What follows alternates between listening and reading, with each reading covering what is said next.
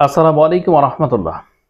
15 আগস্টে যে শোককে শক্তিতে রূপান্তরিত করতে চেয়েছিলেন খুনি হাসিনার স্বৈরাচারী দোসর, যারা ইতিমধ্যে বাংলাদেশের বিভিন্ন অঞ্চলে ওৎপেতে আছেন বা ঢাকা দখল করতে চেয়েছিলেন, সেই 15 আগস্টের ছুটিকে বাতিল করেছে বর্তমান অন্তর্বর্তীকালীন সরকার। প্রধান উপদেষ্টা সহ যারা বৈঠক করেছেন তারা এই 15 আগস্টের ছুটিকে বাতিল ঘোষণা করেছেন।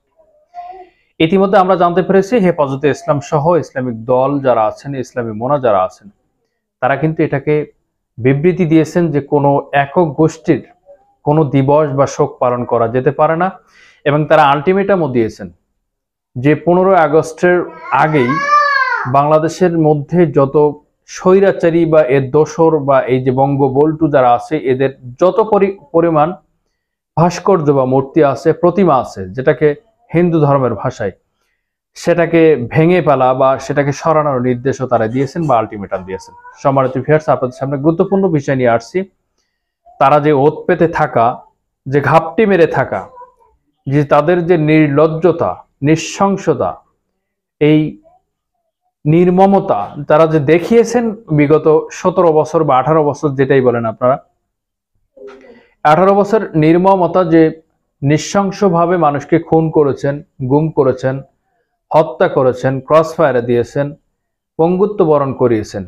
এই সামগ্রিক বিষয়ে তারা কিন্তু একটি শয়তান, ইবলিশ শয়তানের প্রেতাত্মা। সুতরাং তাদের শয়তানি কিয়ামত পর্যন্ত বন্ধ হবে না, কারণ ইবলিসের কাজই তো শয়তানি করা। সুতরাং খুনি হাসিনা আসলে, যেখানে খুনি হাসিনা থাকে বা তার দোসররা থাকে, তার প্রেতাত্মারা থাকে, সেখানে ইবলিস আসলে খুব বেশি মাথা ঘামাতে পারে না, বা ইবলিস এই এই সমাজে খুব বেশি প্রভাব বিস্তার করতে চায় না। যেখানে হাসিনা আছে বা আওয়ামী লীগ আছে, যুবলীগ আছে, ছাত্রলীগ আছে, গুন্ডা পান্ডা আছে, সেখানে আসলে আমরা যেও বা কি করবো, আমাদের চেয়ে তো তারা ইবলিসের উপরে।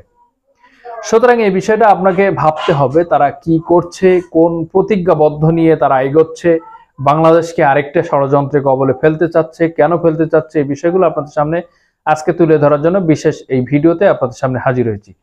সম্মানিত ভিউয়ার্স, আপনারা দেশে, প্রবাসে, কাছে আর দূরে যে যেখানে আছেন, আপনারা আজকের ভিডিওটি অবশ্যই মনোযোগ সহকারে দেখবেন, যে ভিডিওতে তথ্যপূর্ণ আলোচনা রয়েছে।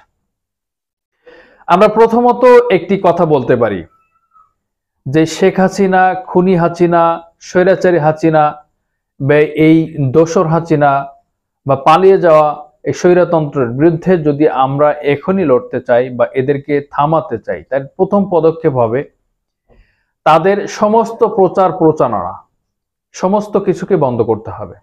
তারা কি বলল, তার ছেলে জয় কি বলল, তার বাপ মুজিব কি বলল, তার মা ফজিলা কি বলল, এইসব বিষয়গুলো বন্ধ করতে হবে। এখনই তা এইমাত্র লাইভে এসে বলল, বা শেখ হাসিনা কি বলল, তার দোসররা কি বলছে, তার এমপি মন্ত্রীরা কি বলছে, এই বিষয়গুলো আসলে টোটালি কোনো মিডিয়াতে প্রচার করা যাবে না। প্রথম কাজ হচ্ছে তাদের এই সমস্ত কিছুকে বন্ধ করতে হবে। তারা কি বললো কি না বললো এটাকে বন্ধ করতে হবে। এটা কোনো মিডিয়া, প্রথম সারির মিডিয়া তো প্রচার করতেই পারবে না, এবং তাদের যারা প্রচার করবে তাদেরকেও দাবাতে হবে, কারণ তারাও এই দেশের সরকার বিরোধী আন্দোলন তারা করছে, বা এই দোসরের প্রেতাত্মা তারাও আছে। সুতরাং এই কাজটি প্রথম নাম্বারে করতে হবে। তাদেরকে যদি আপনি থামাতে চান, তাদেরকে যদি দাবাতে চান, তাদেরকে যদি এই বাংলার জমিন থেকে উৎখাত করতে চান, ষড়যন্ত্রের মোকাবেলা থেকে পরিত্রাণ পেতে চান, তাহলে আপনাকে এই কাজটি প্রথমে করতে হবে। তাদের সমস্ত প্রচার প্রচারণাকে বন্ধ করতে হবে। কে কি বললো এটাকে নেওয়া যাবে না, ওইটার বিষয় তুলে ধরা যাবে না। তাই আপনি বাংলাদেশের প্রথম সারির যত মিডিয়া আছে তারা তো করবেই, এবং তার মধ্যেও যদি কেউ করে, বলতে হবে ওই বদমাইশ ওই মিডিয়া সেই শেখ হাসিনার দোসর হয়েছেন, সুতরাং তাকেও বয়কট করতে হবে সমাজ থেকে।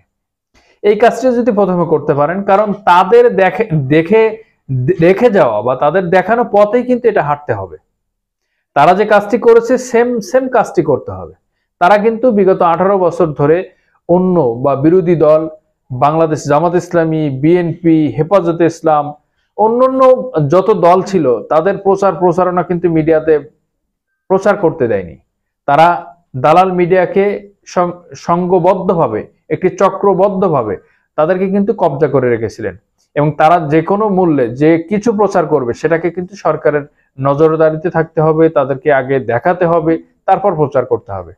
এই বিষয়টি তারাই করেছিলেন। সুতরাং আমরা প্রথম অবস্থাতে চাই বাংলাদেশের সকল মিডিয়া, সকল সোশ্যালিস্ট সবাইকে মিলে ঐক্যবদ্ধ প্রতিরোধ করতে হবে।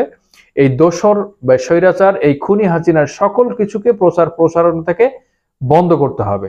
গোপালগঞ্জে কি বললো, কি নেপালগঞ্জে কি বললো, এটার বিষয়ে আসলে গুরুত্ব দেওয়া কোনোভাবেই উচিত হবে না।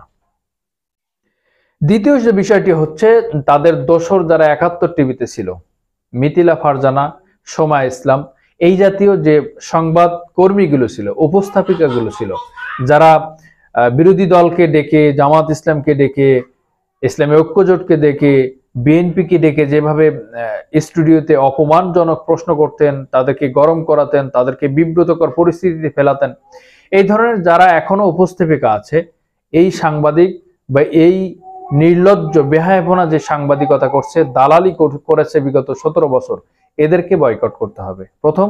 এবং দ্বিতীয় কাজটি এই।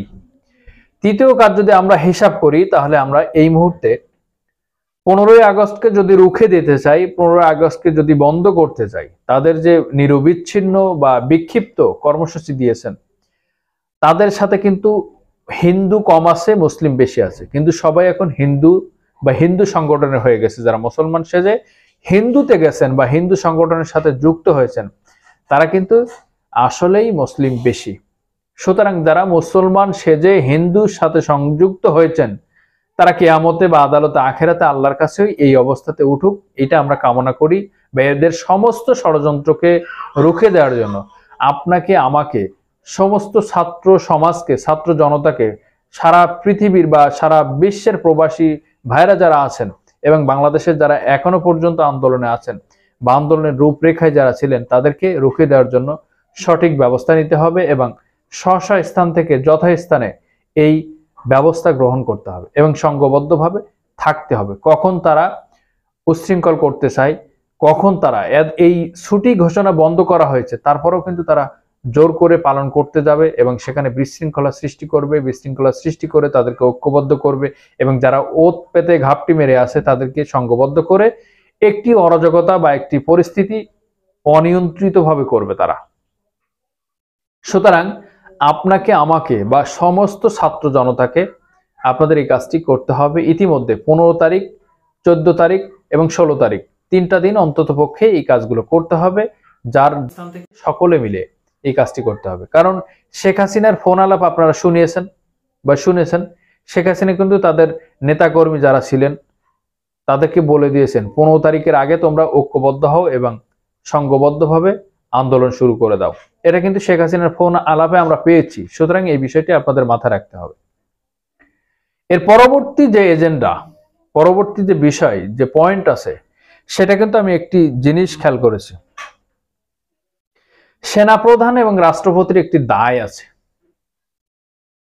সরকার পালানোর পরে, হস্তান্তর করার পরে তারা কিন্তু একটি কাজ করেছেন। অন্তর্বর্তীকালীন সরকার কিন্তু 24 ঘন্টায় গঠন করেননি, তারা হাসিনাকে পালানোর সুযোগ করে দিয়েছেন। সুতরাং এই দায়টি এই রাষ্ট্রপতি যে হাসিনা বসিয়েছিলেন, যে রাষ্ট্রপতিকে, রাষ্ট্রপতির দায় এবং ওয়াকারুজ্জামান সেনাপ্রধানের দায় আছে। তেনাকে কেন পালাতে দিল? হয়তোবা ক্যান্টনমেন্টে বা কোনো জায়গায় তাদেরকে আশ্রয় দিত বা তাদেরকে আটকে রাখতে হতো। তাদেরকে পালানো দিছে মানে তারা এই সরকারের এখনো দোসর বা গোলামি করছে। এই বিষয়গুলো তাদের দায় নিতেই হবে। তারপরে আরেকটি কাজ করেছে, 24 ঘন্টা অতিবাহিত হওয়ার পরেও তারা অন্তর্বর্তীকালীন সরকার গঠন করে নাই। এবং কেন করে নাই, কি জন্য করে নাই, তারাই ভালো জানেন। তবে জনসমাবেশে, জনসমাগমে যে আলোচনাটি হচ্ছে বা যেটা আমরা গবেষণা করছি,